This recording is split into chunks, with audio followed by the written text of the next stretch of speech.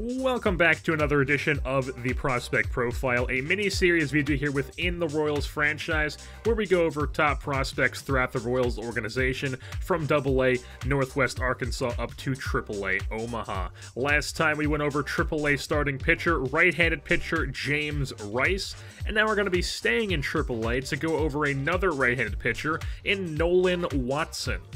Watson is a right-handed pitcher. He stands 6'2", 195 pounds. He is 24 years old, and he was drafted in the first round, 33rd overall, so he was in a compensation round in the 2015 entry draft. And he was drafted out of Lawrence North High School in Indianapolis, Indiana. Why you going to Indianapolis, Bill? And as far as Watson's attributes go, he is currently sitting at a 73 overall C potential, and I would say he definitely has the ability to be a pretty solid 4th or 5th starter in the future at the major league level. He's definitely proven so far throughout the minors organizations. He's been here since the start of the franchise. He is an actual real person. He's been pretty good for us at pretty much every level. He's been in AAA, he's been in AA, he was in AA for the majority of the series. This is his first year in AAA. I believe he ended last year in AAA as well. I'm not 100% sure. But he does have a lot of credit throughout the minor leagues, being pretty solid. He does have a pretty run-of-the-mill hit per 9 and K per 9. Those aren't the greatest ones. Hit per 9 is pretty decent. 55 hit per 9, I'll take that any days. And the K isn't awful. It's only a 50 K per 9, but it's not bad, but it's not, like, amazing either. I'll take that. But he definitely does have above-average walk per 9 and home run per 9, and that's a very good thing in my opinion, because those are definitely two things you don't want to be giving up left and right. You don't want to be backing yourself into corners by walking people, and you definitely don't want to be giving up constant home runs here and there.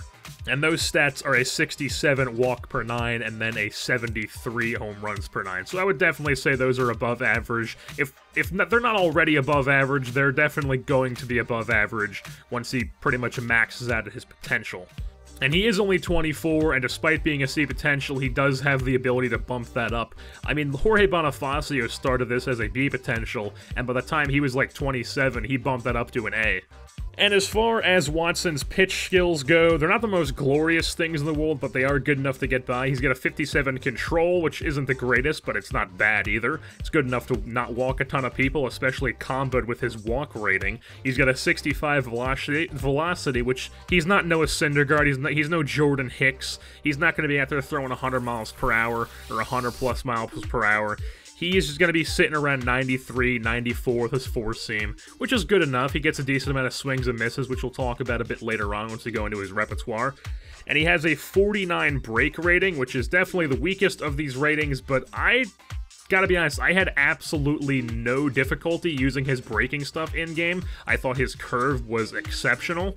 And that takes us into his repertoire, which is a four-seam fastball, which, like I said, sits at 93 to 94 miles per hour. He throws a circle change, and then 2 breaking balls and a slider and a curveball. Like I said, the fastball is good enough. It can pin balls on the corners, get them on the black, get people hitting it off the ends of the bat. It's even good enough to occasionally get some swings and misses, even at only 94 miles per hour. The circle change does its job. It keeps hitters off balance. It's more of a ground-out pitch than a strikeout pitch. Of course, he's going to get some off-balance, way early swings on a circle change if he throws a bunch of fastballs on a rub or something, or someone just guessing fastball. But for the most part, it's there to just have people roll over on top of it and then softly grind out the shortstop or something like that. The slider, I would say, was definitely the weaker of the 2 breaking balls. I thought it was still good enough to use effectively. You can curve it in from the outside, you can curve it into the inside, you can do all kinds of stuff you want with it, or slide it would be the better term because it is a slider. But in my opinion, his curveball was absolutely exceptional. I thought it was very good. I'd say his curveball is his best pitch. That's what's going to get him to the major leagues. I mean, who knows? Maybe it's completely different when he's in Sims, but for me, in-game pitching with him, it felt like that was his best pitch. He was dropping it on the corners, getting backwards Ks, he was getting swings and misses, he was inducing ground balls with it, the whole shebang. The curve, big fan of Nolan Watson's curveball.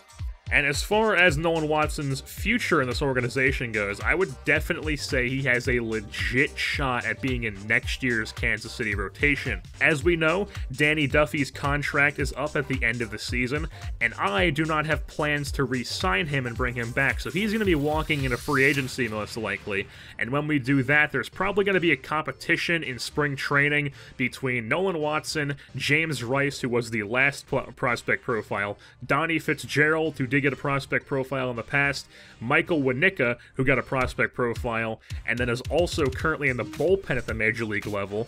They're all going to be competing for that 5th starter spot in spring training. And now this is all assuming that I don't go out and sign someone in free agency in the offseason, which you can probably pretty safely assume I'm not going to go out there and spend big bucks in the free agency, because I don't want to be a huge spender this year. I just want to kind of fill holes that we need with limited amount of money giving up and just kind of having young guys play other positions, because we have Jorge Bonifacio. His contract is up at the end of next season, and he's going to want a lot of money, and I am not letting Jorge Bonifacio walk into free agency. He is priority numero uno, and I definitely want to make sure we have enough money to re-sign him to a pretty long-term deal. But with that being said, that is going to wrap things up here for this edition of the Prospect Profile of right-handed pitcher Nolan Watson, currently in AAA Omaha. I've been your host, Jerseyborn, and I'm saying goodbye.